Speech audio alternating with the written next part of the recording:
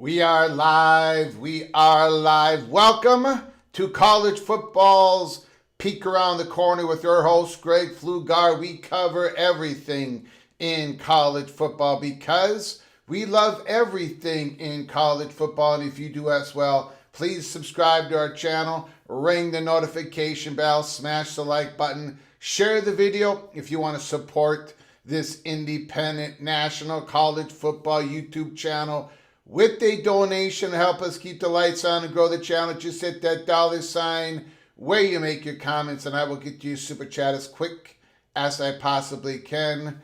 Welcome everybody into the studio that sits on the corner, the very corner of Keith Jackson Parkway and Kurt Gowdy Avenue. Do not be afraid. Do not be afraid to become a legend with your comments and with your phone calls. Thank you all for joining us on a Monday, March 30th. Monday, March 30th. Scheduling agreement. Yeah, I know it's volleyball. It's volleyball, but it's a scheduling agreement, a very unique scheduling agreement between the Southeastern Conference and the Big Ten. And we believe, after talking to some folks today, this is scheduling agreement part 1. There's going to be a part 2 at some point. And we're not talking football. We're talking about another sport. We do not know what it's going to be, but the thought is this is part 1, and then there's going to be a part 2. So they could not get a bowl agreement, binding more bowl games agreement between the two, done, the SEC and the Big Ten. They could not agree on a future college football playoff format between the two in their advisory meetings. they could not agree on at least a slimmed down but formal scheduling football agreement, non-conference games between the two conferences. They have not been agreeing on much. They do both agree, and they're both trying, spending some money, talking to their people in Congress. They're trying to get the SCORE Act passed. But the one thing they were able to agree upon is a scheduling agreement when it comes to women's volleyball. Now, for those in the Big Ten, women's volleyball is a growing sport. It is growing like crazy. The viewership on the Big Ten network, it has been a gold mine to the Big Ten network. The attendance at Big Ten volleyball events is crazy, absolutely crazy. And in some places, like Nebraska, it's earth-shattering. I believe that this volleyball agreement between the Big Ten and the SEC is it's going to help the Southeastern Conference immensely.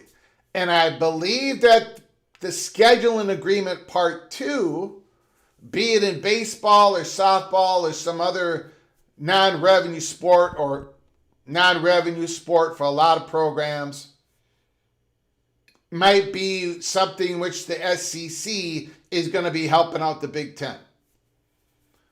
I don't think this is the end of the scheduling agreements between the Southeastern Conference and the Big Ten. We're going to go through that big story. I know it's volleyball, but I think there is some connective tissues when it comes to the landscape of college football and what is going on.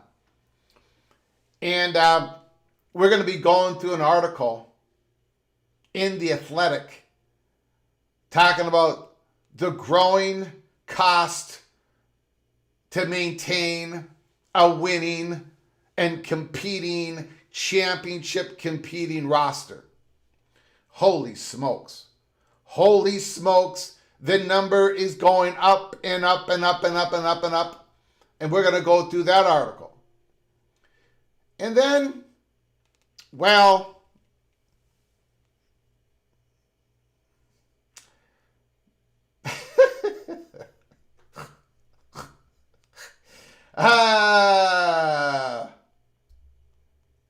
Cody Campbell. Cody Campbell takes another shot at Brett Yormark in public using his X account.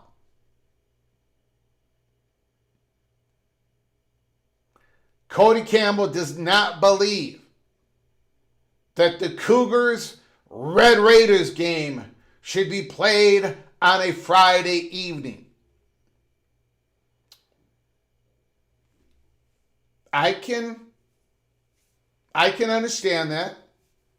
Texas high school football, they dominate the Friday nights that should be for the high school football teams and all that. I get it. But when you spend your time and your money and you're spending money on advertising dollars, taking shots across the bow to the Big 12 commissioner and the other commissioners, but we're going to be talking about Brett Yormark. When you're advocating, when you're at the Donald Trump roundtable, and you're talking compromise, you're talking how everybody should come together, kumbaya. When you're talking about how we should be all under one media rights umbrella, that we could all be making more money to save all the Olympic sports. When you are the Paul Revere of college sports, riding in on a white horse and declaring, we must save the Union, the British are coming, the British are coming. And you fly off the handle, a man in your position. You're not a nobody like me. I'm a nobody. when you are a man of your position, Cody Campbell, and you fly off the handle on your X account once again, and you go after Brett Yormark because you believe a Friday night football game between the Houston Cougars and the Texas Tech Red Raiders are beneath you? What is going on? Are you kidding me? I had to read that thing 3 different times. Are we being serious here?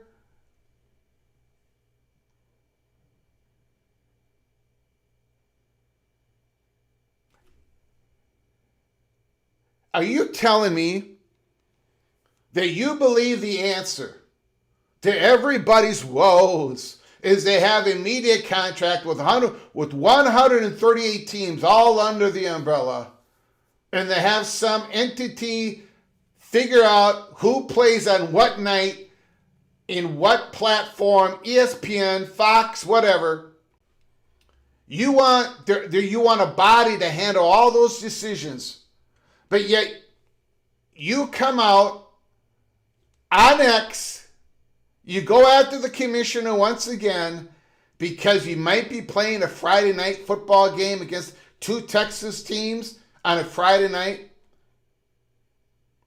What are we doing here? What are we talking about here? I can understand the disappointment. I can understand making it known that maybe you don't like this Friday night game between Houston and the Texas Tech Red Raiders. But a man in your position who's trying to get everybody together, right? We shouldn't be throwing elbows at each other, right? We should not be looking out for our self-interest, right? We should be looking out for the good of college football, right? I'm sorry. The Big Ten does Friday night games.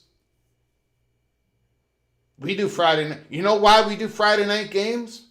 So we can increase the bandwidth, the value for our media partners who pay the Big Ten schools a whole lot of money.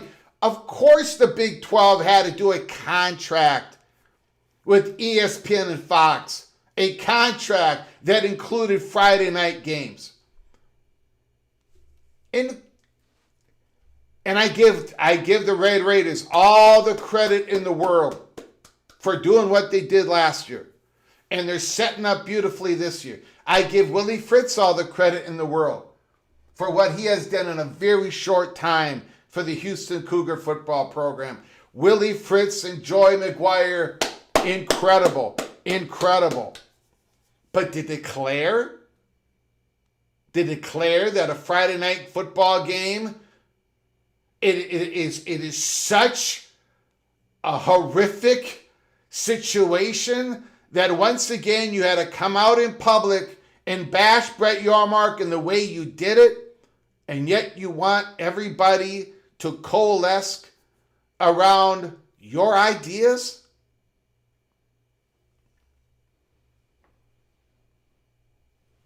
So, let me know your thoughts on that. Let me know once again how Cody Campbell's got it all right and Brett Yormark has got it all wrong. Let me know that it's correct, that all the boosters. Now, Cody Campbell's not the only booster out there.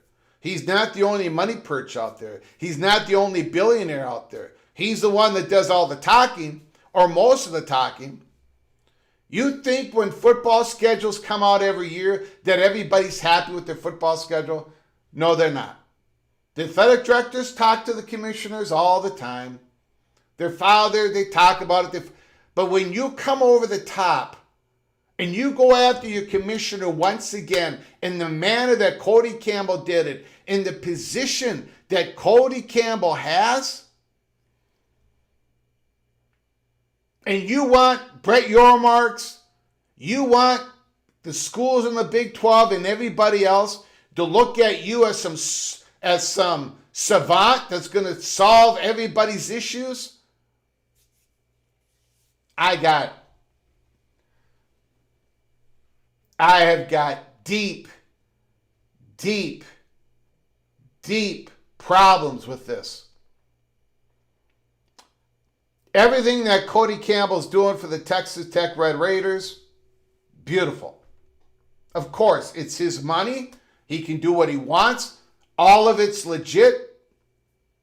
But every time he comes out over the top and goes after Brett Yormark, Cody Campbell is not me. Cody Campbell is not Gold Black 45. Big Lubbock. Thank you for that great comment here. Great. Beautiful. If Michigan and Ohio State and Penn State doesn't have to play on Friday, then neither should Texas Tech. All right. Okay, let's start with this story. We got other stories to go through, but let's start with this story. All right. Thank you, Big Lubbock, for coming on in. I appreciate it. Appreciate all you coming on in.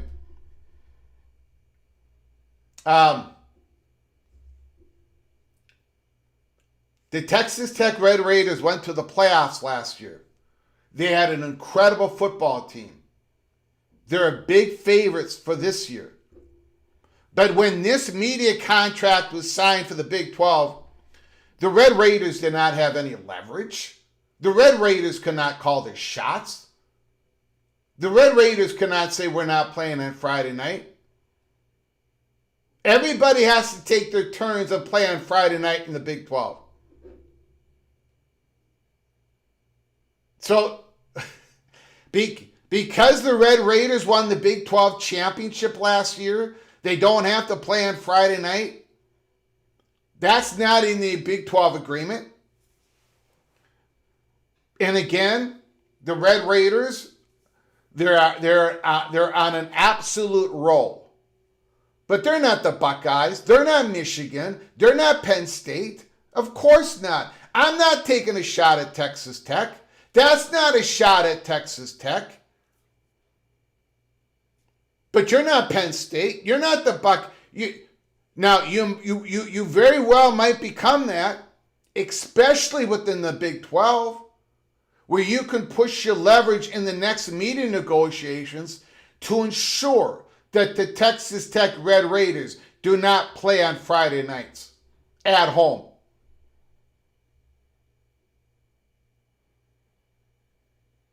But to sit here and go, well, we should not, Brett Yormark, you don't understand, you're not from Texas, blah, blah, blah. That was not, it's a contract. You signed the contract. You agreed to the contract, Texas Tech.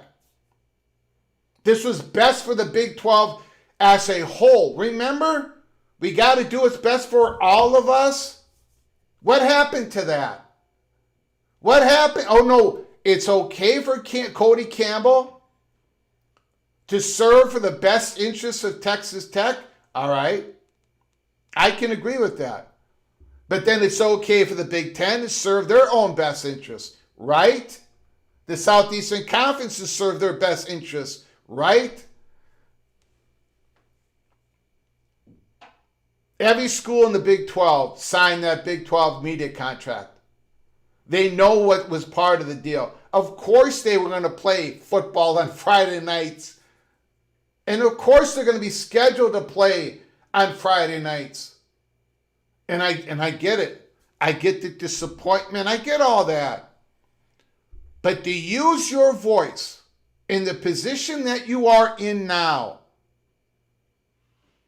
and go after Brett Yormark, who you want Brett Yormark to work with you on these issues in Washington, D.C., okay, how about we go right to it. This is what Cody Campbell said.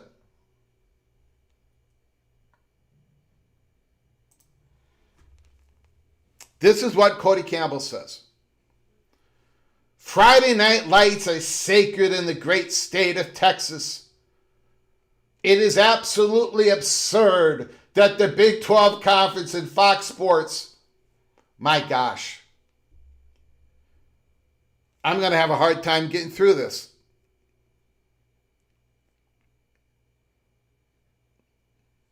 Friday night lights are sacred in the great state of Texas. It is absolutely absurd that the Big 12 and Fox Sports would consider scheduling Texas Tech and the Houston Cougars on a Friday night, October 18th. I know that Brett Yormark is not a native Texan, but he's been here long enough to know better. Come on, man.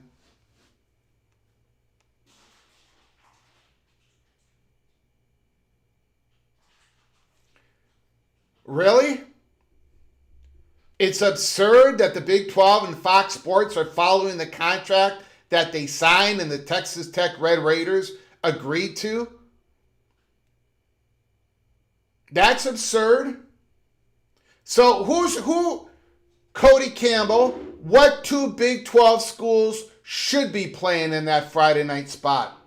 That Fox Sports is paying you big money to Big 12 money. Who should take your spot, Cody Campbell?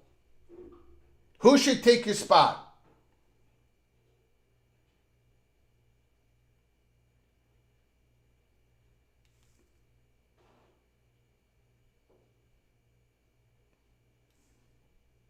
Hey, look, if you don't want to play Friday night games, if the Big 12 does not want to play Friday night games, if all the Big 12 Texas schools don't want to play Friday night games, well, okay, but you're not going to get paid as much media money going forward in the next media rights deal.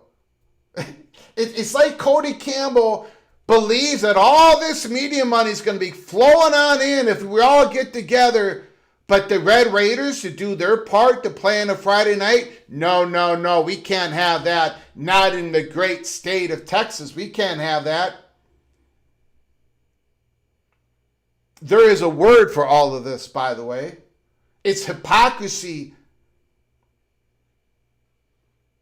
Cody Campbell's message is we all should be coming together and pool our media rights together. But we have an exception here in Texas. We don't play on Friday nights. Unbelievable. Unbelievable.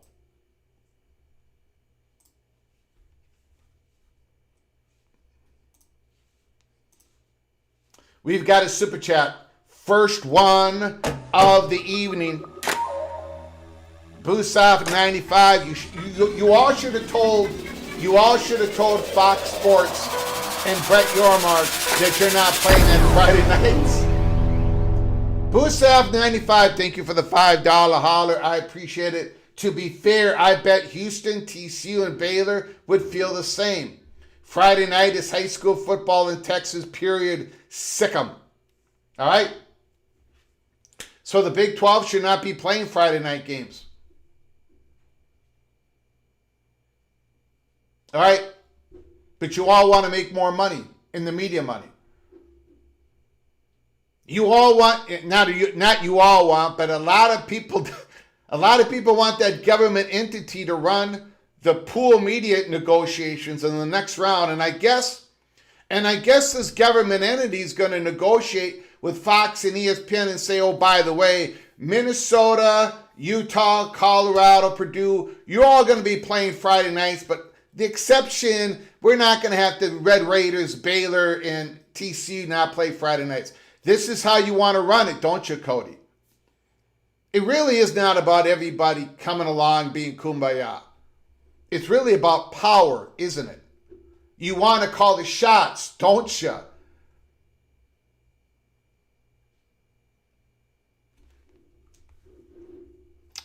Now,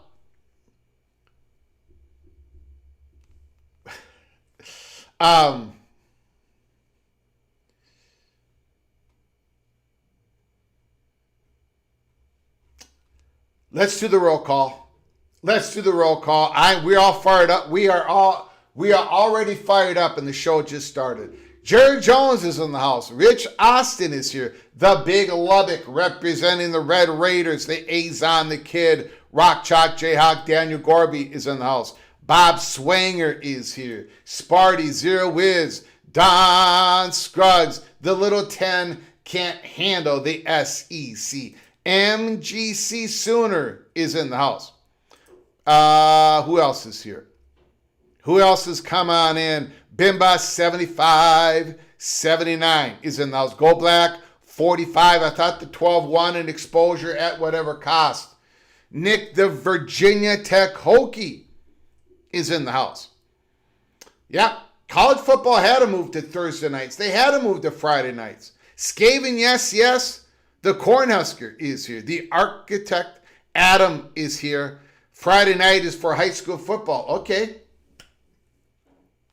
then expect to receive less money in your next media rights negotiations. You're not getting paid. You're not getting paid just to play on Saturdays. Those days are over. The days of getting paid for, and you can keep all your convenience, you can keep all of what you wanted, those days are long gone. Grateful Trojans is here. Tuffy Duffy is in the house. Thanks for coming on in. Dave B. Sweet new studio. Greg the Gold was still working on it. Like I said, now we got the camera a little bit farther away from me. We still got more work to do. We still got more work to do.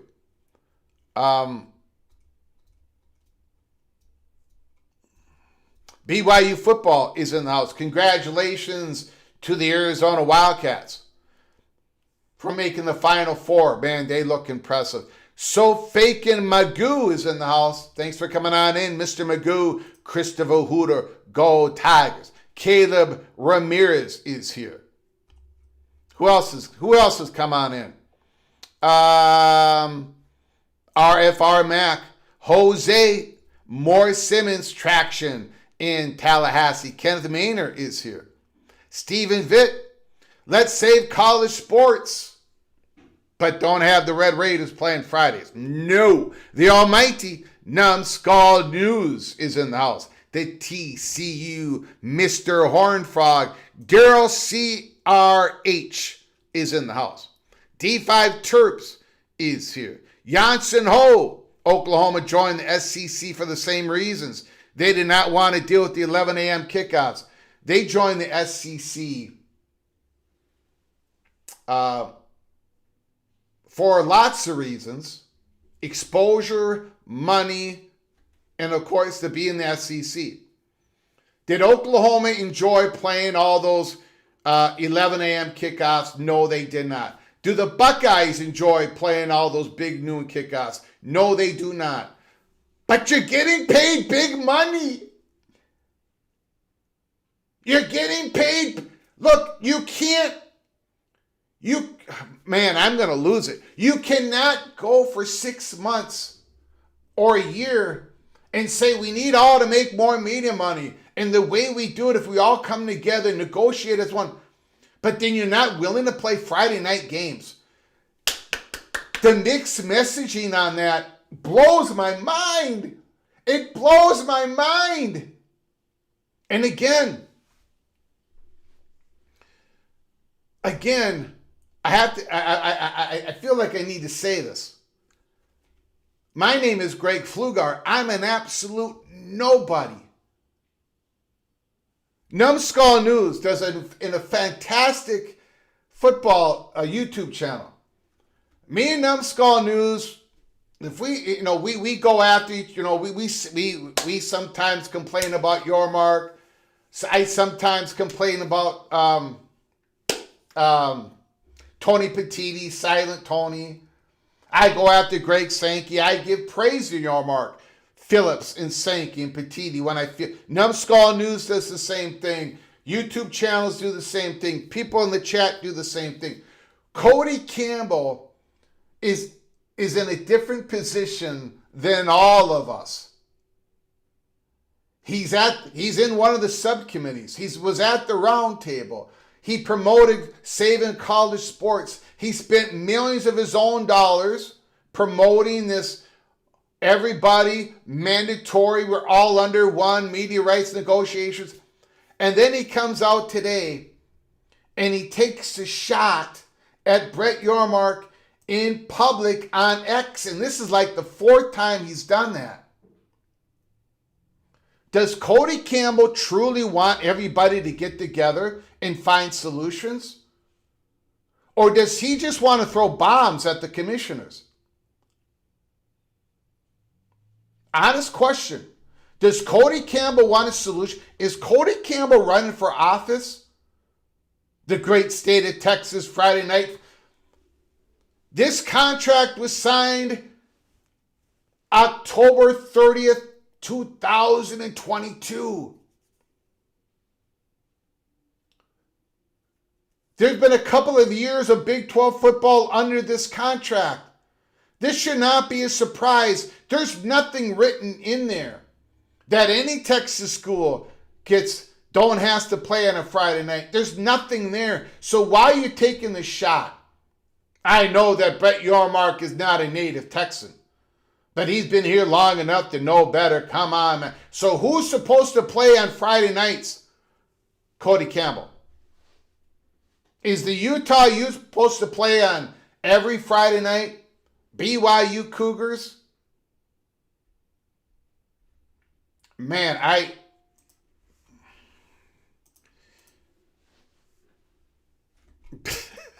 Cody Campbell for governor.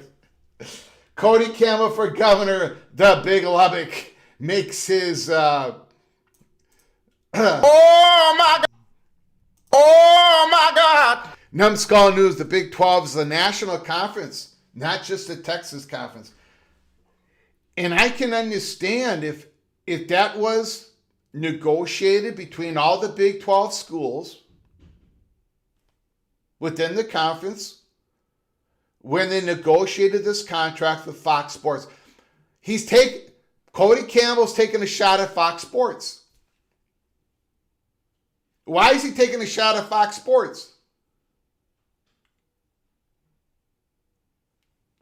Fox Sports is trying to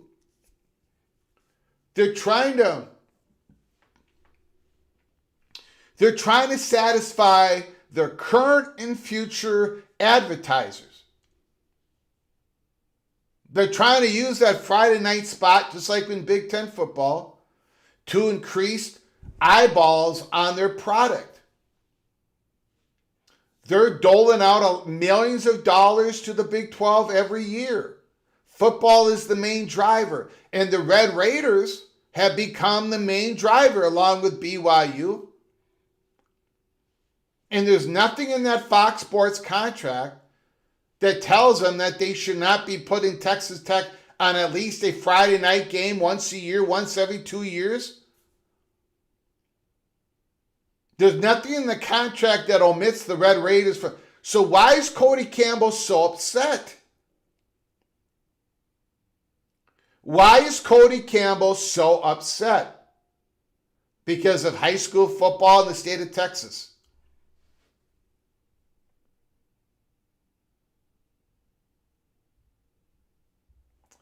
He has taken plenty of character shots at Brett Yormark. And I don't know if the guy can even help himself at this point. And this is the guy that's trying to get everybody together to save college sports. I don't know. And look, we're all from different parts of the country. We all have our biasness. We all have our interests. But where I'm from Robbinsdale, Minnesota, this stuff wouldn't fly. That's all I'm going to say. This is a little bit, I got to be careful here. This doesn't seem authentic to me. There's something going on here. There's some political ploy here that is going on. There's a power move that's going on. I don't know if this is an attempt to keep more pressure on Brett Yormark to see him walk out that door in the Big 12 offices. I'm not sure because this is not the start of the current Big 12 football contract. You're a couple of years in. You know how the Friday night things are played out. I don't get it. I don't get any of this. Don Scruggs, I'm the most non-biased college football fan. I am the most non-biased college football fan you'll ever know. Just saying. The Georgia Bulldog, Don Scruggs. Unbelievable comment. Unbelievable comment. We got a super chat. We haven't even really started the program yet. We got to get going. Let's go.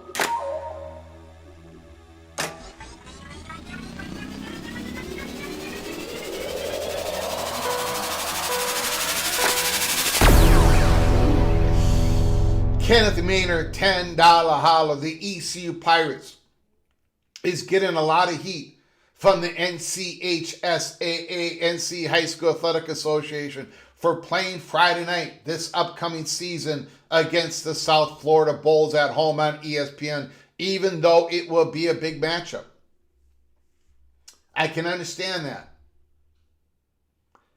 I get all that. I get the frustration in Lubbock. I get the frustration in Waco, Houston, even in Minnesota. We got Friday night high school football, and I get all that. Wisconsin. But you wanted this media money, didn't you? You've got MAC schools playing on them Wednesday, Tuesday, November. You want this media money. You got to have that exposure. This is part of being a team. This is part of being a kumbaya team, right? In the Big Ten, for example, in the Big Ten, the Big Lubbock did make an important point, right? The Buckeyes and Michigan and Penn State, they do not play at home on a Friday night. The Buckeyes, Michigan, and Penn State, and a few other Big Ten schools, they carry most of the media value within the Big Ten. So you know what the other Big Ten schools do? They play at home on a Friday night. Some of them play on a Thursday night. The Minnesota Golden Gophers, for decades, have played that first Thursday night because it is what you do in a conference. You help the bandwidth of the conference. You increase the bandwidth, you increase the value. Brett Yormark tried to get the Big 12 to play on that Wednesday night, the night before Thanksgiving, to increase the value of the Big 12, but the Big 12 presidents, it sounds like most of them said, no, we will not be involved in that. So Brett Yormark said, okay, just bring that up. You know, people complain about we don't have enough money. We're $35 million gap between the Big Ten and ourselves. But now you don't want to play Friday nights? What do you expect is going to happen? You expect to get more money by not playing on Friday night?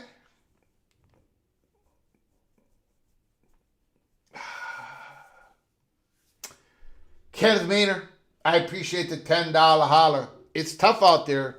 It is tough. Friday night high school football, very important. I get it. Hold on one second. Grateful Trojan. Hey, Greg, like the episode about Florida State. Hopefully they are Big Ten bound. We put out episode, I believe it was 476 today. The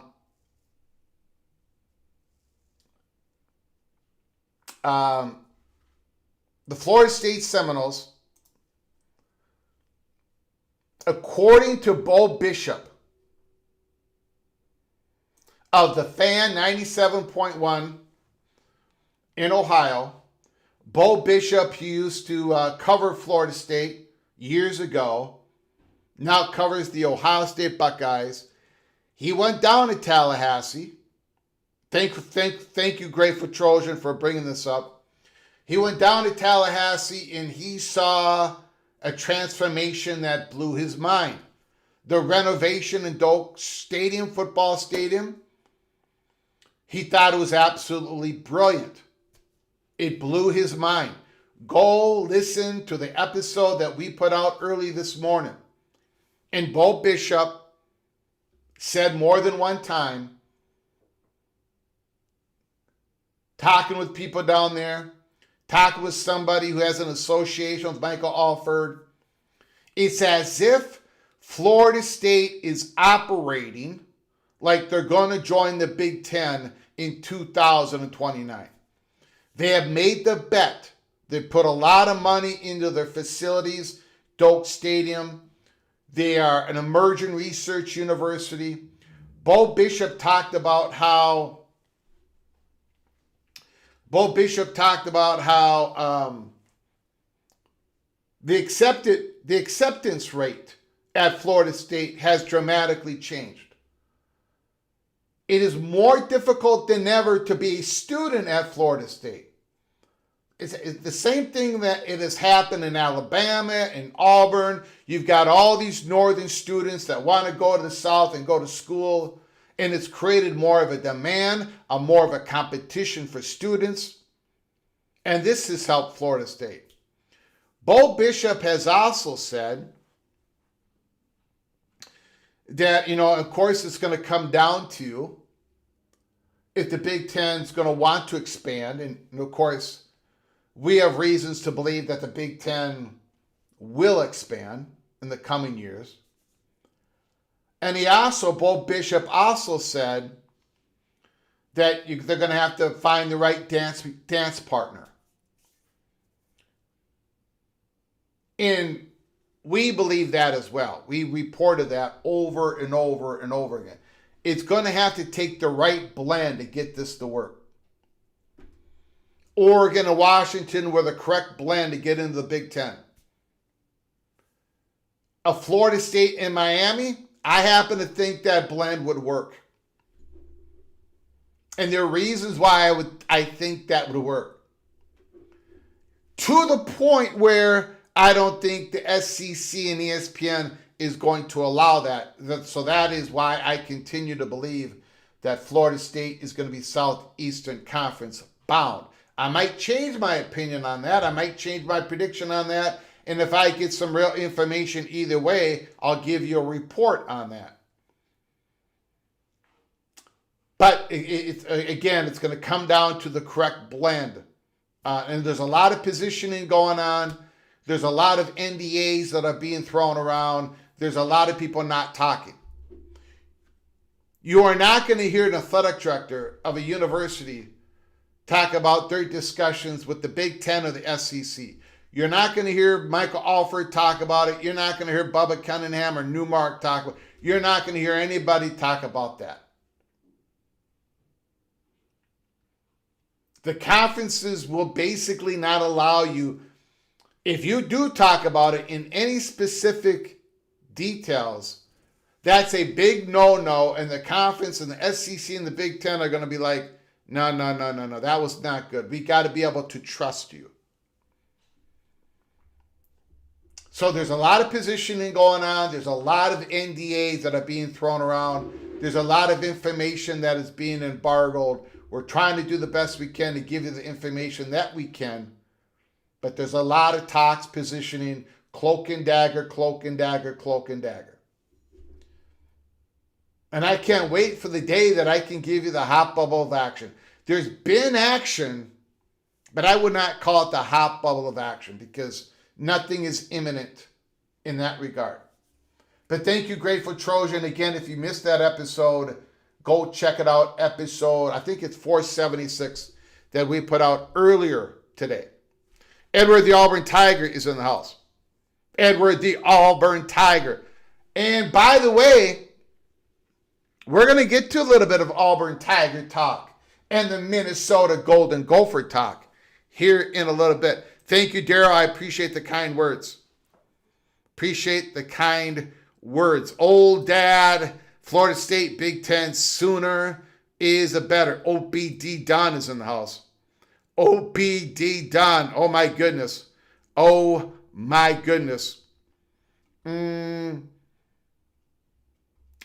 is here. Thank you, John Uzi. Appreciate it. Son of Sarek is here. Chef Mall. Man, you guys are sneaking in here. Phil Sorensen is here. My bad. I did not see you guys sneak in. Tony's in the house. My apologies. My apologies. Everybody sneaking in while I'm gabbing away. Mick Stevens throwing an elbow at the Red Raiders. My goodness.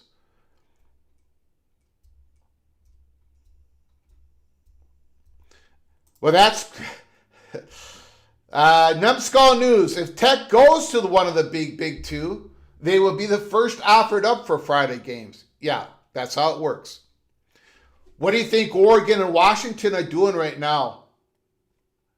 Go check Oregon and Washington's schedules. Go check out their schedule last year. I believe that Oregon crushed the Gophers on a Friday night. I think that was a Friday night game where the Oregon Ducks annihilated my beloved Golden Gophers. They have to play those Friday night games. That was part of the negotiations. They're not going to have to play as many in the next Big Ten media negotiations, obviously. But you got to do what you got to do. The contract says it. Okay. All right. Mowing After Dark Mondays are for day drinking. Mowing is in the house. Karan, Shakar. Oregon got the short stick by playing Minnesota on Friday. Absolutely. We almost had them.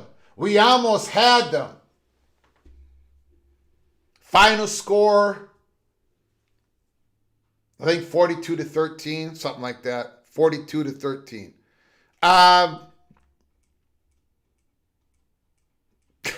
Okay, I'm not going to put that one up. Miami, Florida State is a really strong blend. Okay. All right, we'll get back to the Cody Campbell thing later on. I wasn't going to start the show off on that, but I got lit up. Oklahoma State Cowboys. The Oklahoma State Cowboy hockey team. Now, it's not Division I, it's ACHA. They made it to the championship of the club division. They're going to host an outdoor event at Boone Pickens Stadium in January of 2027.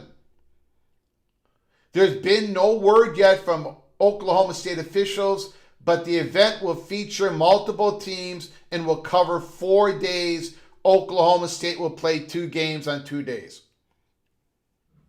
So if this turns out to be correct, and if it happens, that's a pretty big investment in exposure and energy and some resources to get the Oklahoma State Cowboy hockey out there. And if enough people are interested, if enough people come, if it tickles the boosters' fancy, if it gets some signage going on, some sponsorship going on, some corporate stuff going on. This is the Oklahoma State Cowboys tipping their toes into the frozen ice and to see what happens. Very, very interesting stuff going on in Stillwater.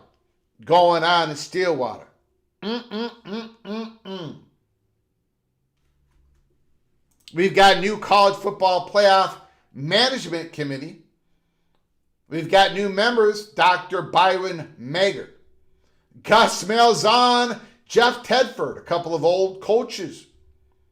Yurchuk is back again. The Arkansas Razorback athletic director. He's going to be the selection committee chair for a second year. So when they talk about why the Golden Gophers are not in the playoff hunt and the Buckeyes are, it's going to be Hunter Yurchuk who's going to be describing those details to us once again. So if you like Hunter last year, you're going to love Hunter this year. All right, a couple of more stuff I want to get to here.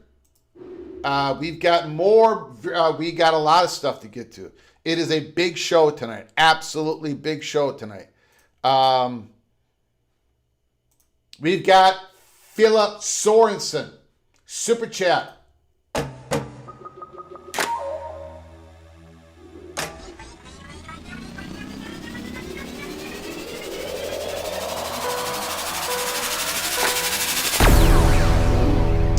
Thank you for the $5 holler, Philip. I appreciate it. Go high school football. In support of high school football. Friday night belongs to the High School Football Association, the teams, and all that good stuff. Thank you, Philip Sorensen. I appreciate it. Thank you so very much. Thank you for your generosity. Very kind, sir. Philip Sorensen. Sounds like I'm taking a shot at high school football. I'm not. I love high school football, going out on a Friday night, watching the games. Well, I can't do that anymore because I'm a college football sicko. But I understand the tradition, the love, the passion. It's just when you sign a big old media contract with these media companies, you got to kind of go with the plan. You kind of got to go with the plan. If the Red Raiders don't want to play Friday night games, that should be part of what they want to fight for in the next Big 12 media negotiations. All right, thank you, Philip Sorensen. Thank you so very much. We've got a $10 holla. $10 holla.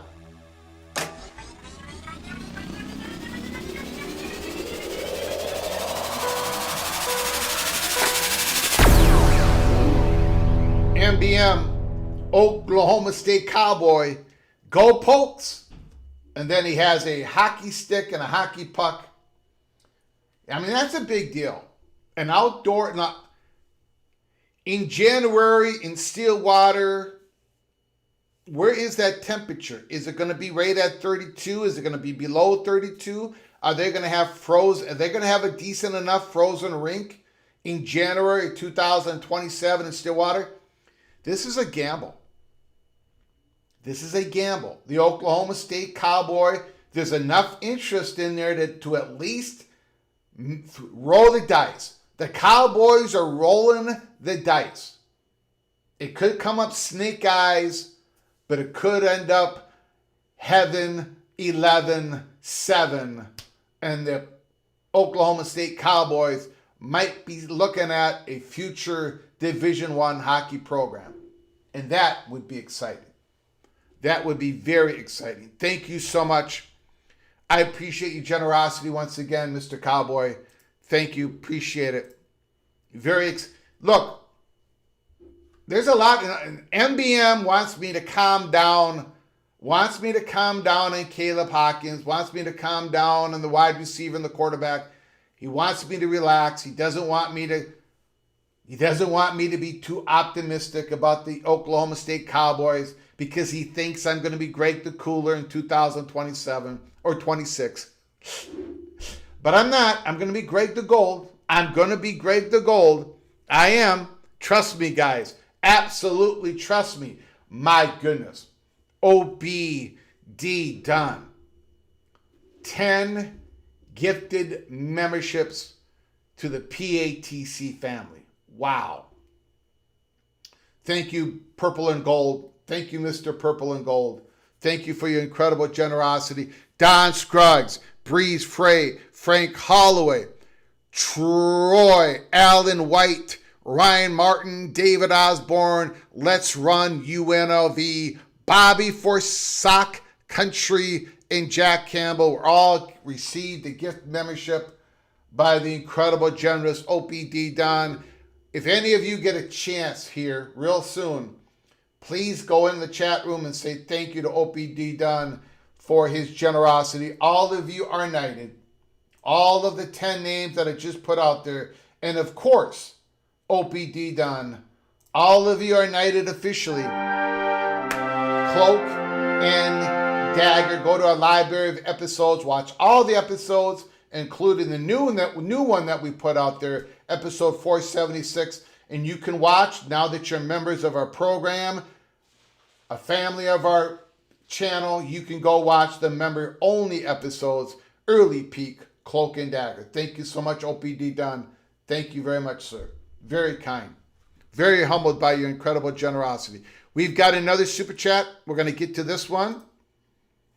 We got a lot more to talk about. Holy smokes. Big program tonight.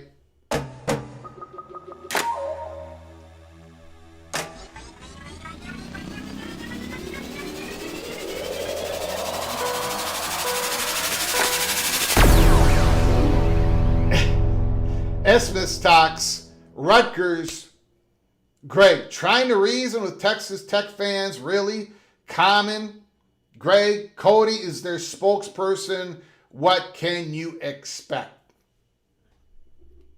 I love the Red Raiders. I love the Red Raiders of the PATC family. They're passionate fans. They've got a lot of things to be happy about. The Texas Tech Red Raiders dominated the Big 12 last year. They won the Big 12 championship. It looks like they might dominate this year. At least they're looking like it in the odds makers, right? The odds makers have them a heavy chalk.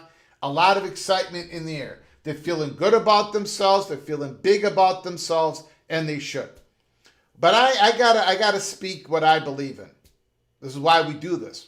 I speak what I believe in. You guys speak what you believe in, and you all say, Greg, you have it all wrong again. I am fine with all that. But I got to be honest with you. Cody Campbell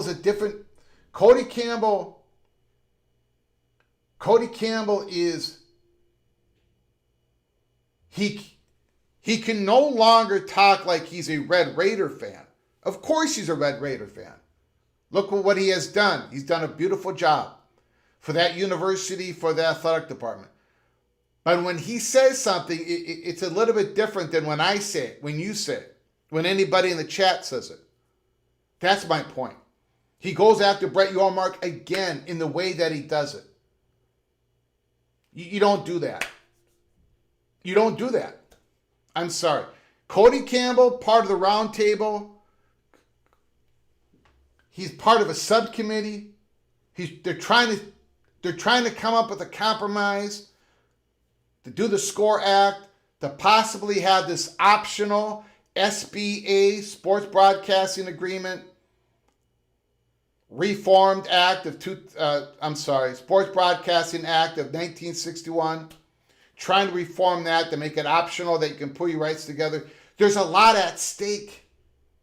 There is a lot at stake. You can't be trying to bury a commissioner of a conference, a commissioner of your own conference at this sensitive hour.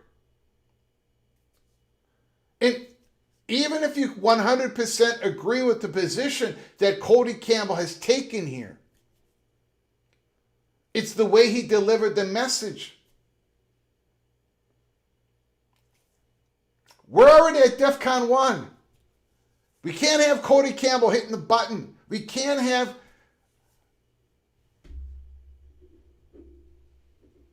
So that's why I think there's something more at play here. I'm starting to believe, and I'll throw the word out allegedly because I don't know what else to say. Allegedly, or... I have to question this whole saving college sports plan. I think there's a power play. I think there's a power play going on. And it's between the Cody Campbell forces and the Brett Yormark forces. Just like we talked about the power play going on at North Carolina, Chapel Hill. The old guard and the new guard. The ones that want to build a new Dean Center in a different location, and the ones that want to renovate the old Dean Center in the same location, who happen to be the ones that want to keep North Carolina in the ACC. There are factions and forces at play everywhere in college sports, and we try to deliver the information to you as best as we can. I think this whole thing is a power play within the Big 12, and I think Cody Campbell is trying to best serve Texas Tech, which I'm fine with. That's why I don't want Cody Campbell anywhere around the University of Minnesota making their decisions for them. And I think Rutgers feels the same way. Okay. All right. Thank you, Espen Talks. Appreciate it. Appreciate your generosity, sir. We've got Mowing After Dark. We've got Mowing After Dark, Mr. Buckeye. Mowing After Dark, who's getting ready to watch Kenny Omega versus MJF for the AEW World Championship Dynasty pay-per-view. Mowing After Dark is getting ready to watch that great matchup. He has Greg Pflugar in his veins. After Mullins hits the three-pointer, forever the cooler, Greg the Gold. Greg the Gold.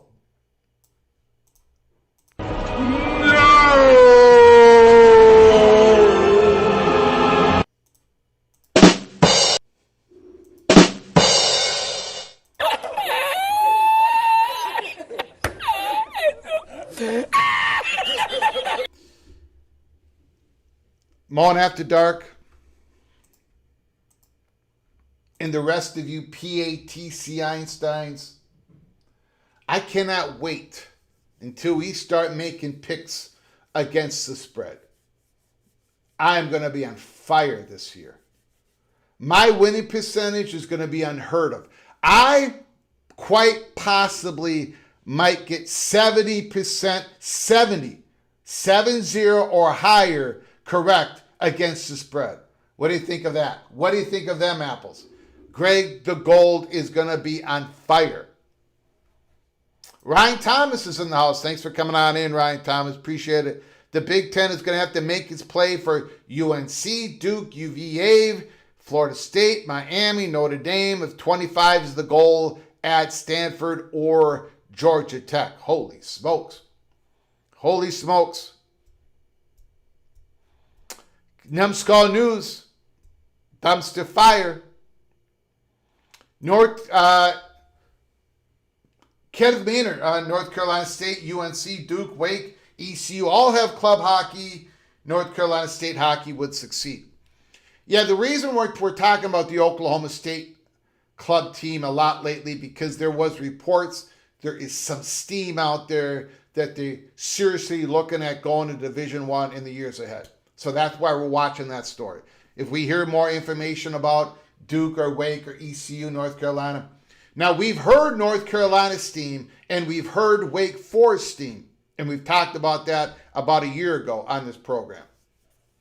North Carolina is looking at building a hockey arena, about a 2,500 seat. It'll be a small one, but they're looking at building a hockey arena to go Division I in 2029, 2030. Right now, North Carolina can't even figure out what they're going to do with the basketball arena. So they've got a lot of issues. Wake Forest is a serious possibility for Division I hockey in the next 5 years. So I got to keep an eye on Wake Forest. They've got some boosters there that are very interested. All right. 70%, we got Greg, Dave Chappelle, Flugart in the chat. Southern hockey, y'all. Wake Forest has serious money and beautiful facilities. State of Michigan has 7 Division I hockey teams. Minnesota has 6.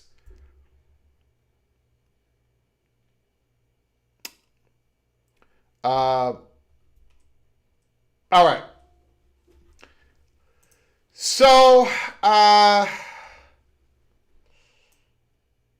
moving on. I don't know what, I'm just going to put this up for a minute. People are talking about it on X. Largest private jet travel expense. Alabama leads the nation. Now, this is private jet travel expense. Nebraska 2, Michigan 3, Texas A&M 4, Texas 5, Illinois, Kentucky, Minnesota, Iowa, Rutgers, Ole Miss. I don't even know what this truly means. A lot of people are talking about it. A couple of people asked me if I was going to talk about it. There it is, but I don't know what it means. Because does it mean that there are other programs that use commercial? Are there other programs that you just can't get the information? Are there other programs that put the private jet travel expense into a different column? Are we absolutely sure this is correct? I don't know. Minnesota is going to spend a lot of money because they got to travel on the airplane to find college football talent. They don't have the recruiting grounds as all the other major schools have. But other than that, you know, why isn't the Buckeyes on here? Why isn't Penn State on here? Who knows? I don't think it even matters. But I wanted to show that I'm listening to people.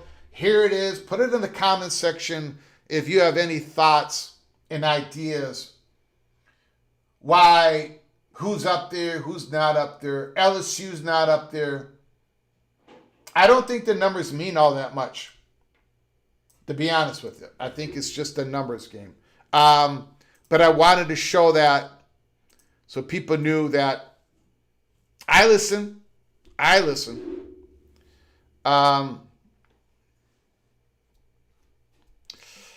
Buckeyes fly commercial. Okay.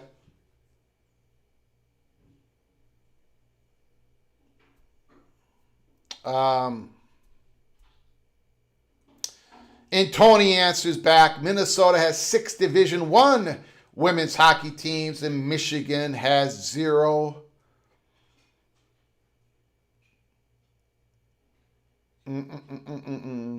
Don Scruggs, we expect the Georgia Bulldogs to dominate hockey this year. We're going to get to the SEC Big Ten scheduling agreement on volleyball here in a moment. I think it's a pretty important story. But first I wanted to hit this article in The Athletic. Why the cost of college football roster building won't slow down anytime soon. Antonio Morales. It's nearly impossible to have conversation with a college football staffer without the escalating cost of talent acquisition coming up. We're less than 2 years removed from the Buckeyes athletic director Ross Bjork shocking us all, or most of us, when he revealed the Buckeyes spent $20 million on their football roster. That was only the beginning. The new number in our sport right now is $40 million. An SEC head coach told The Athletic recently. That's for the 26th season. What's it going to be for the 27th season? I don't know. I think if you're looking at $40 million this year, I bet you'll be at $45 million next year. It's getting up to $35 million plus, if not $40 million plus, said a Big Ten personnel staffer. A logical response might be, what do you mean by $40 million? I thought there was a revenue share cap of $20.5 million for student athletes across all sports. Well, that rev share cap was always more of a wholesome wish than an enforceable action. Spending doesn't guarantee your program will turn into a winner overnight, but it sure does help. Just look at Indiana and Texas Tech, which have invested at unprecedented levels and have won at, well, unprecedented levels. Winning is expensive, but the alternative costs a lot more. Losing it is the most expensive element of our sport, a Pac-12 assistant coach said. Winning is far less expensive than losing. Losing, there's no return on investment. Winning is huge. Lose long enough and your fans become apathetic. Attendance sags. Donors stop giving money. The environment gets toxic. Recruiting becomes difficult. Florida State, which has sputtered under coach Mike Novell the past 2 seasons, is dealing with this predicament.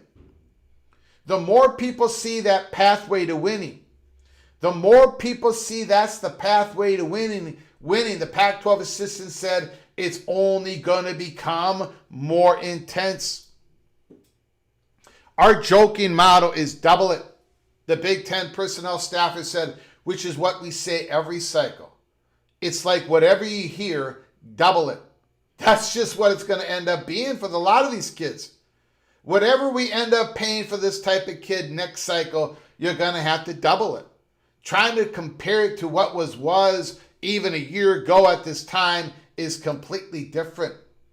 The more information, the more market will go up, a group of 6 general managers said. We all think we're better than what we are, so everybody will look at the market and say, the best quarterback in college football made X amount of money. I'm better than that. I deserve more, even if they aren't better than that. If they believe that and put themselves out there in the open market, somebody's going to pay a hefty price for it with no real cap in place, in no legislation. There's no reason to believe the numbers will slow down. There's nothing that can truly hold everyone back right now, the G6 GM said. I think it's going to continuously go up each year. That's not going to change unless there's a drastic regulation change. And finally, in the article, so don't be shocked by the figures that you hear after next season when the January portal window opens. Just hope your favorite team has the means to spend, and it does so wisely. You're spending money, but you still have to spend money on the right guys, a Big 12 assistant coach said. And the PATC money shot of the article.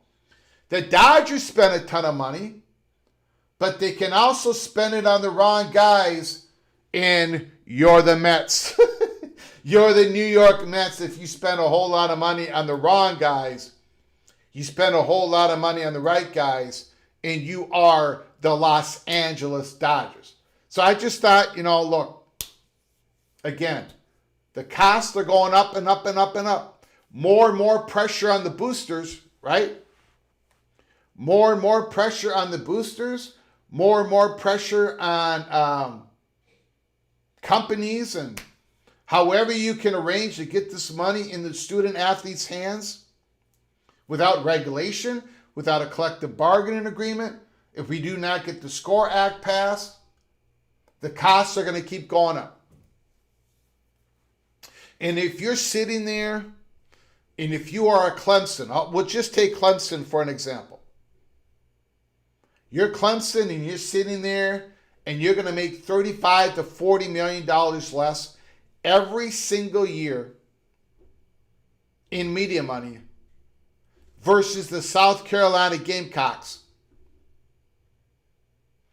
Every single year. And then that's going to go up once again. The gap is going to increase even more eventually.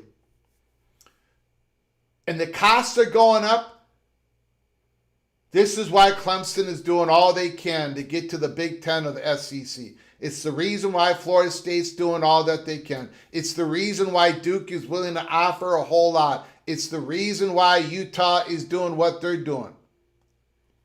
It's the reason why USC called the Big Ten. We broke that news. Tomorrow is going to be the 4th year anniversary of that breaking news.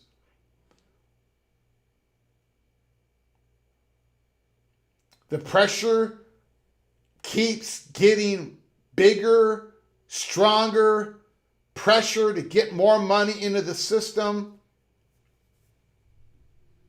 And that is why there's people lobbying for the SCORE Act to get something passed, to give the ability to the schools, to this new organization, what governing body, what we're ever going to call it, for them to have rules, enforce the rules, and to have some sort of cap, a bird cap, a soft cap with the bird rule, something.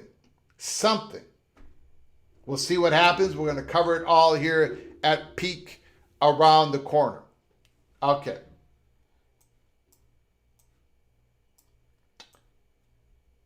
Again, this is about volleyball, but I got a feeling that it's going to be a lot more than just about volleyball going forward.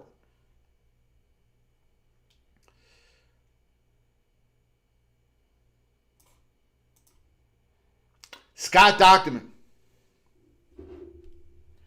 The Big Ten and the SEC will have a 30-match volleyball challenge from September 1st to the 6th.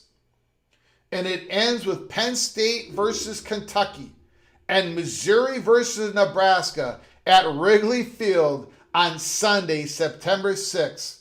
This is really cool.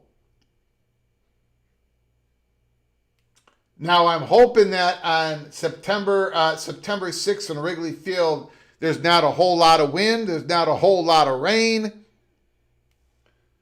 What an outstanding idea. Take a look at the matchups. September 1st, Tennessee, Illinois, in Knoxville, Tennessee. Missouri, Oregon, and Columbia, Missouri. Minnesota versus Florida in the Fieldhouse in Madison, Wisconsin. Purdue, Texas A&M, West Lafayette Indiana, Georgia, West Lafayette. Vanderbilt versus Maryland, Nashville, Tennessee. Arkansas versus Rutgers, Nashville, Tennessee. Michigan, South Carolina, Ann Arbor, Michigan. Michigan State, LSU, Ann Arbor, Michigan.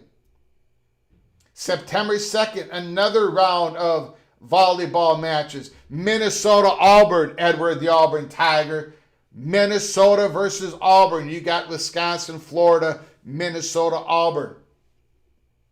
You've got Kentucky, UCLA, Texas versus USC.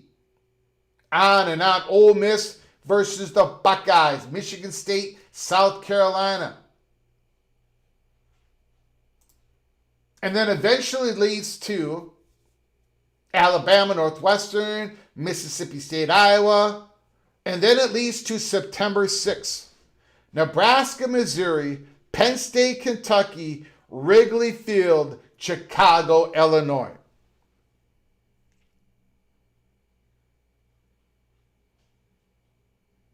Wow.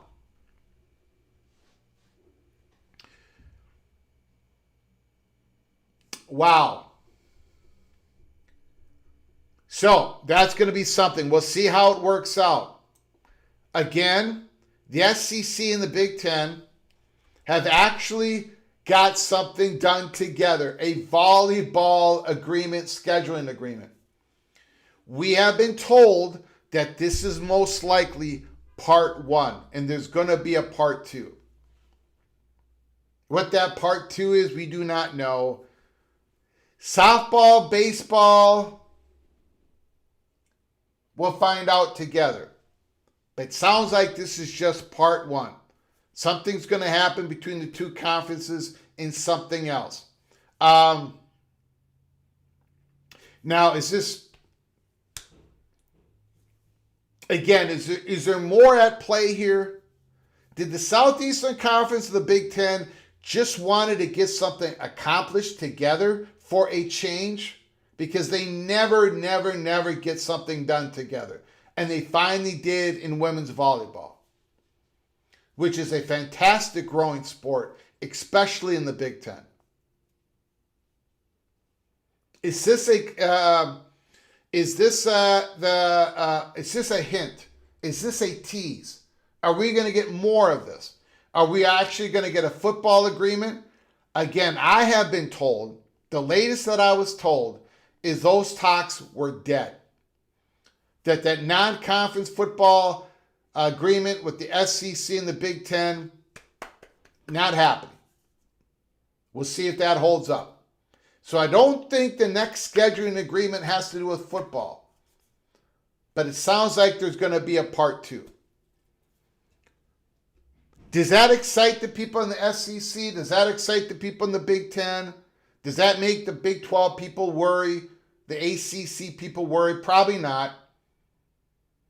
Big Ten volleyball is still going to be playing Big 12 volleyball and all that stuff. So, anyways, we just wanted to point that out. SEC, Big Ten scheduling agreement. They actually got something done together. We'll go to your comments. And we'll go with the phone calls. You can talk about anything in college football that your heart desires. We've got a super chat from the purple and gold. From the purple and gold. OBD Don. I don't know if he's throwing an elbow. Great. You are correct. Your record is unheard of and also unseen.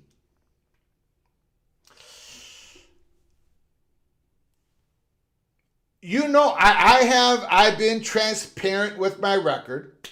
It was 92 and 94 last year. The PATC Einstein's record was 92 and 94. We had the same record. So it is seen. Now, my record might be unheard of because that is 4 years of below 500 record against the spread. 4 years in a row.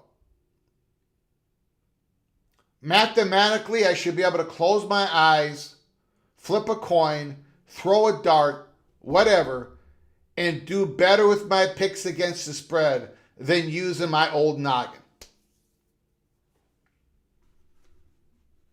It's an embarrassing situation that I have got the worst record of picking against the spread probably in all of college football YouTube channels.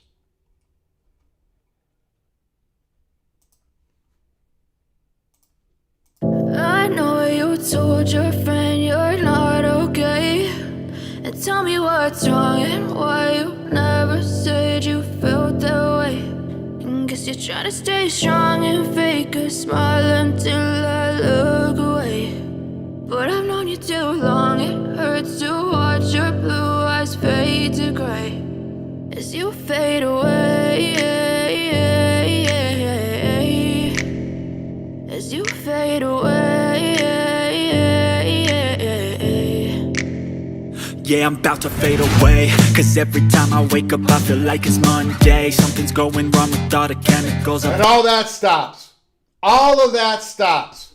All of that stops. Because this year,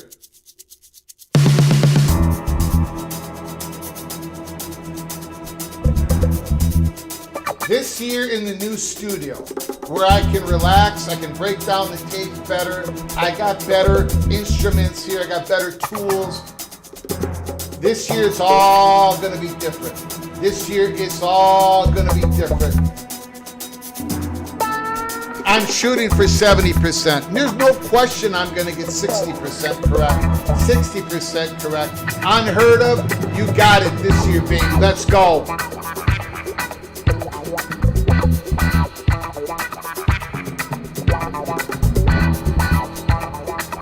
I'm getting them all. I'm going to be wearing the gold on every single show during the year. My gold hat, my gold chains, my gold sunglasses. So, OBD done. OBD done. Your record is unheard of and it's also unseen. Next year it's going to be unheard of as well, but it's going to be the flip side of Greg the Cooler. The flip side of Greg the Cooler. Greg the Funk Flugard. You got that right. You got that right. Okay, let's open up the phone line. I'm opening up the phone lines here. Talk about anything in college football that your heart desires. 763-260-1333. 763-260-1333. When you give a call, you can talk about anything in college football that your heart desires. You've got the floor if you give us a call. When you give us a super chat, you've got the floor.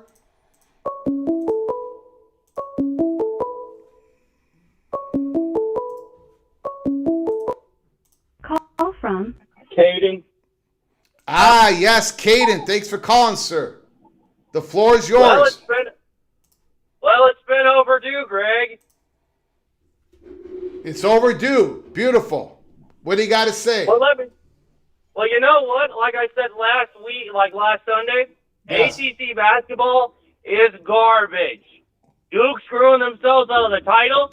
Yeah, they're going to need to get their heads out of their rear ends and start figuring out what the hell was wrong. As far as Carolina, same thing with them punks. And let me just say this. I am just ready for Arizona to beat the crap out of Michigan because I cannot stand any of their fans running their mouths all over my Twitter. It's been literally calling, I think, tagged in a bunch of things and saying, who's winning in basketball goes down. Like, it don't dang matter to me. Jesus Christ. Look, I wonder if I can show this here. I'm in a pool. Let me get to this also. Okay, go ahead. Go ahead, sir. Let me get to this also. Yeah, congratulations to Arizona and Illinois. I really don't give a dang about Illinois, nor do I give a dang about Michigan. I hope UConn beats Illinois and Arizona beats Michigan.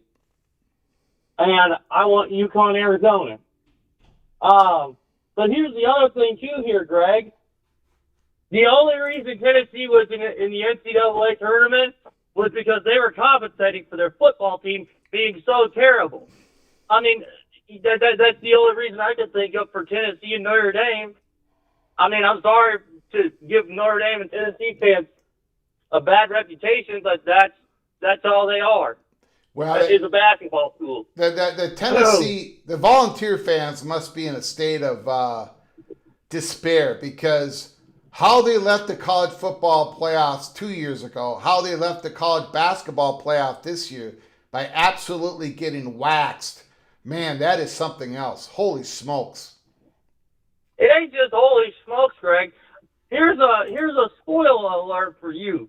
Okay. And everybody else, here's a spoiler alert. All right. Ohio State is going back to the national championship. Georgia's going back to the national championship. And there's one ACC team that's going back to the national championship and winning that and making history in convincing fashion with Ohio State and Georgia. Miami. Yes, the convicts are back. Yes, the old school Miami team's back at the University of Miami. So to all the ACC fans, I hope you say your prayers because I don't think the ACC is going to be safe when Miami keeps running the dang place like it's their own house. Oh, wait, that's right. They own the ACC. Clemson's garbage. Florida State's garbage. And Georgia Tech, I don't know what's going on with them. Either they can't win the major games or they just can't seem to find their heads out of their rear ends. I don't know. Well, Miami's got to win the ACC conference championship before they run the place. You would agree with that, correct? And that's what I'm saying that they're going to do this year, Greg. Okay. Yeah, that's what I'm trying to point out. Okay. Like, I'm not going to apologize to Notre Dame fans, but here's the spoiler alert for them. They're going to lose to BYU in Miami. Woo! All right. And then here's a spoiler alert for the Alabama fans, including those boys over across the river there in Alabama. Y'all are losing to Georgia this year, and then the following year, 2027, you're both losing to Ohio State and Georgia, both by double digits. And Keelan Russell is not the quarterback that he says he is. No. What about Austin Mack? Here's some spoiler alert for you again, Greg. Either Caleb DeBoer pulls his head out of his rear end, or Alabama's reputation is going to be as bad as it is. Caleb DeBoer loses a playoff game again in a blowout. Loses the SEC title game to Georgia in a whipping. Loses in the horseshoe for the first time ever by double digits. I mean, imagine them news articles are going to be flying out like wildfire. Let me ask you a question. Who is going to be the new Alabama head football coach? You know what, Greg? I'm going to give you my honest opinion. I don't care who it is, whoever it is, they're going to have to deal with Georgia, and whoever is going to have to also deal with Ohio State in 2028 in Bryant-Denny Stadium, Saban Field. And I know Coach Saban is going to be holding his head down, wondering what the hell happened to Alabama. And no, he isn't coming out of retirement to save that program. I know that for a fact. But let me also say this. Alabama is not winning a national championship this year or ever. Not in my lifetime, not in, if you know Jackson Johnson's lifetime, and none of the other fan bases in their fans' lifetime. Because Georgia, I mean, let's be honest, Georgia's the team that runs the SEC right now. They own the SEC right now in college football. So until somebody dethrones Kirby Smart or they do something miraculous, Georgia owns the SEC. As far as the Big Ten goes, Ohio State's going to be back on top. And obviously we'll be back. Indiana is going to take a whipping. And we're going to get our revenge on them boys. Trust me, Greg. I mean... Oh, I trust you. I trust you. With all these spoiler alerts, my winning percentage against the spread next year is gone from 70% up to 72% because of all the spoiler alerts you have given me. So I thank you, sir. Finish up the call, sir. I appreciate it. And the Alabama channels that you are friends with, and all the Notre Dame channels. Yep. Well, do me a favor and tell them this message from me, the most hated OSU fan on the dang planet. Got it. Is that their percentages of winning the national championship just went extremely down from, 85% now to 82.2%. Extremely. Got it. And this is not a prediction, Greg. Yes. This is spoiler alerts coming to you and everybody at CFB Peak around the corner. I will let them know. Because I'm already looking around the corner, and I see it coming. Got it. And let's be honest, the powerhouse Alabama, the powerhouse that they say they are, is crumbling. I literally called their downfall 3 years ago, and they're just starting to crumble. You'll see the whole crack. You'll start to see the cracks form, Greg. Got it. Michigan's going to start going downhill. Notre Dame's going downhill. Trust me. I literally told Jackson, and he was an idiot for ignoring me. I trust you. Little spoiler alert there also. Right. Oh, well, I shouldn't say little. Yeah. I should say that's a major spoiler alert. All right. I appreciate the call, my man. Call again, sir. Hey, go Bucks. Notre Dame sucks, and Alabama sucks. Got it. Beautiful. I'll let everybody know. Beautiful call. Thank you so much, Caden, the Diesel Freak.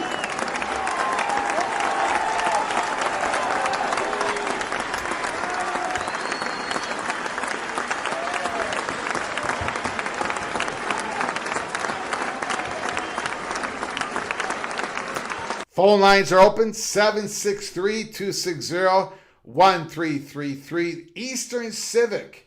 Very interesting. Ryan Thomas, Eastern Civic. From Tristan Fives. Tristan 5 is on the line. The floor is yours. Thanks for calling, sir. I appreciate it. Thanks, Greg. I appreciate you taking my call. Hey, listen, this story about this volleyball agreement between the Big Ten and the SEC, this ladies volleyball thing, Greg, that's the tip of the iceberg. You know, the only reason that they have this agreement is that as exciting as women's volleyball is, and it's a terrific sport, it's not a revenue sport. Yeah. Right? Yeah. You wouldn't have this kind of an agreement with basketball or with football. And I think that what we're going to see is that when it's safe to do so, they probably have agreements, agreed upon in principle, and they'll announce those agreements when it's safe to do so, for the revenue sports. Yeah, and this idea that they can't get along, I just think is ridiculous. They have so much more in common with each other than they have, they're competing in some ways but cooperating in others. And, they understand that to maximize their revenue, they need to be playing each other. And they both know this, they understand it, and there's going to be more of these agreements going forward between those two conferences.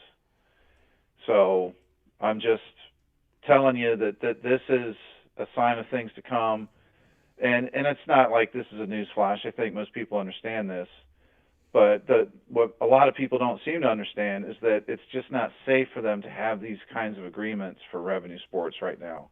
Not until Congress does something, not until some kind of, the silo is done. The threat of the silo is in response to the antitrust dangers and what they could do if they start cooperating. So that's the story there. And listen, Georgia, Greg, yes. I'll give you a prediction. They could win the SEC. Okay. By the time next year's playoffs are done, they'll be 0-3. Wait. What? Repeat that. By the time the 12-team playoff is done next year, Georgia's record in the 12-team playoff will be 0-3. Wow. Did Don They Scruggs hear that? My goodness. Yeah. Well, let him hear it. I mean, Kirby's a great coach, but the team, look at what Mendoza did with Indiana. Again, it's the quarterbacking issue that Georgia has. It can't turn the corner at that position. They can't do what Clemson did in their glory years. They can't do what Indiana did this past season and what Alabama used to be able to do under Nick Saban, which was just reload on offense. Kirby, they can't do it. And that's the difference between them. And they're a terrific team. I'm not knocking Georgia. But that one weakness, Greg, is keeping them out of the big time. Keeping them out of being able to go on deep playoff runs. I will say this. I'm going to do the happy medium between Tristan and Don Scruggs and all the other Bulldogs. It's a critical year for Georgia, in my opinion. They don't need to win the national championship. They don't even They don't need to win the SEC championship for Kirby Smart to continue to be successful after this year. But I personally need to see something a little bit different than what they've done the last couple of years. The offense is clunky. That's the only word I can describe it. Clunky. They got great talent and they have great games, but once in a while, it doesn't look like they know what they're doing. There's something wrong with that offense. 2 years ago, it was the wide receivers dropping all the footballs. They couldn't run the ball the last couple of years. Last year was better. There's something just not right with that offense. And it kind of reminds me of, now I'm really going to get yelled at here, but Georgia's offense kind of reminds me of the last few years of Penn State's offense. Great football players, whip some teams, but at times they just did not look like they had the right packages out there. They didn't know it. Sometimes it doesn't look like they know what they're doing. So in that aspect, I think it's a critical year for Kirby Smart to establish that look something different on offense. Go ahead, sir. Yeah, well, I think you're agreeing to some extent. Now, I'm being specific about what I think the problem is in the offense. But, part of the argument also could be that Bobo he's a good coordinator, but he's not elite. And Kirby, as long as Bobo is good or above average, it seems like he'll keep him there. And to me, that's the difference between Kirby and Nick Saban. Is that Saban could turn on a dime and he could pull all the right levers, and if there was a problem in the offense or really any part of the team at all, he knew what to do and he would address it immediately. And when he made the decision, Greg, to go from a run-first offense to we're going to open it up and be like Clemson, when he made that decision, man, look at how smoothly they transitioned into that. And they started getting all these 4- and 5-star quarterbacks and receivers, and the offense just became dynamic and amazing. And of course, they didn't win it every year, but they did continue to win titles occasionally. And again, people, they just don't understand. I mean, look, Kirby lucked into getting Stetson Bennett, right? That guy is the all-time great Georgia quarterback, in my opinion. And he wasn't even a highly recruited player. He was a walk-on. They used him in practices to simulate, Baker Mayfield, and then they took notice of him when they said, hey, this guy can play. And he had to leave the program for a year and then come back before he could get a scholarship. So, Greg, they lucked into getting Stetson. And when you look at the track record of the quarterback position, lots of 4- and 5-star quarterbacks, none of them, other than Stetson, get a legitimate shot at a Heisman or being a top 10 pick in the NFL. And that is a real problem. Greg, these quarterback recruits, they pay attention to this stuff. They do. And you look, Indiana's going to turn into a team that reloads. the way Alabama used to do it under Saban and the way Ohio State does it today. And Georgia doesn't. They have to struggle to put a high-powered offense out there, and they don't always have it. You're right. It is clunky at times. So, to me, that's the problem with Georgia. I don't know that Kirby's got it within him to address the offense and make drastic changes, and which is too bad because it's a great program and he always recruits really well. But people, they just, for some reason, they don't recognize this. And so I'm just bringing it up on your great show, Greg. Yep, I do appreciate it. And I agree with a lot of what you're saying. Yeah, I'll call back sometime with a list of those quarterbacks. You'll be shocked at how many of them there are that just didn't pan out, and he didn't even come close to being a good NFL quarterback. So, hey, listen, keep up the good work, and I'll talk to you later. I appreciate it, sir. Great call. Thanks. Beautiful. Thanks, Greg. Bye.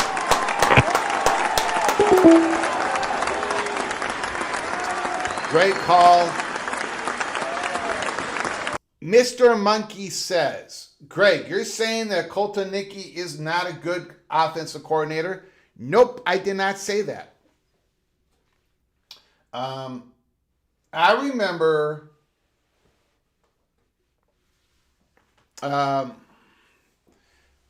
when Colton Nicky, offensive coordinator of Kansas, Leipold, the first year, those two were a tandem at Kansas.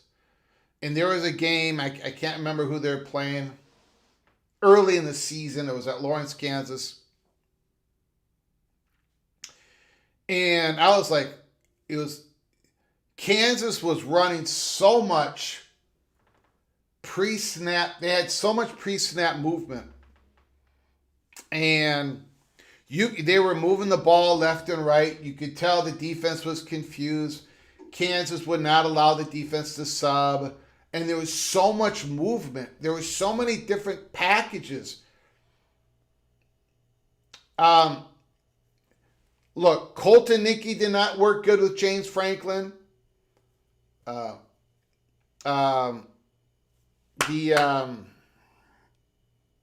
can't remember the guy, the offensive coordinator for the Gophers under PJ Fleck for many years. Did not work good with under Franklin. I mean, it's again, for whatever reason, offensive coordinators go to James Franklin to die. That basically, it doesn't work. And I think because Franklin wants to take control. I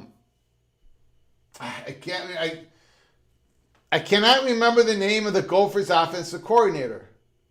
And anyways, it doesn't matter. But the offensive coordinator in Minnesota liked to run the run out the RPO, and he did not like to throw to his tight ends. And Franklin hired him, but Franklin told the guy, "We throw to our tight ends at Penn State." Well, I've heard. Then why did you hire this guy? I mean, it's just, I don't know. I sometimes feel that Penn State offense under Franklin, the same thing under Georgia, it was haphazard. They weren't trying to really, they did not really try to, other than establishing the great tight end Tyler Warren of Penn State, it almost seems like they never really wanted to establish anything. That's the feeling I have at Georgia when I watch them all the time. It's one of the reasons why I keep saying give the ball to Nate Frazier. If you got somebody go with him. They did a little bit at the end of the year last year. Anyways, that's just my thoughts. The architect, Penn State play calling was suspect at best. Tricks are for kids. Trick plays result in negative yards. Al Bundy, I think Greg is overrating Levitt and underrating Manning. Holy smokes. Holy smokes. Oh my God. Oh my God. I'm underrating Manning, Arch Manning. I was the conductor on the Arch Manning hype train last year. I had to hop off because I was ruining the kid's career. I do have Manning rated as number 4 for the SEC quarterbacks, but I think that's in large part due to the SEC is loaded with quarterbacks. Am I overrating Sam Levitt? I better not be. I better not be. Because if I am, I'm in trouble. If I am in trouble. Because I got a feeling that I'm going to have the LSU Tigers higher on my order of finish prediction in the SEC, much higher than just about all of you PATC Einsteins. So if you are an LSU Tiger fan and you are afraid to watch my order of finish SEC prediction show, you better not watch it, because if you do not believe in Greg the Gold this year, if you do not believe in Greg the Gold, and if you are an LSU Tiger, you better look away. You better unsubscribe, unring the notification bell. I don't want you to do that. But I think the LSU Tigers, first year under Lane Kiffin, there's going to be some magical moments. Greg the Frigidaire. Greg needs to reverse freeze Minnesota. Florida and Summerall will exceed expectations this season. I agree. I am not becoming a Badger. I am not becoming a Badger.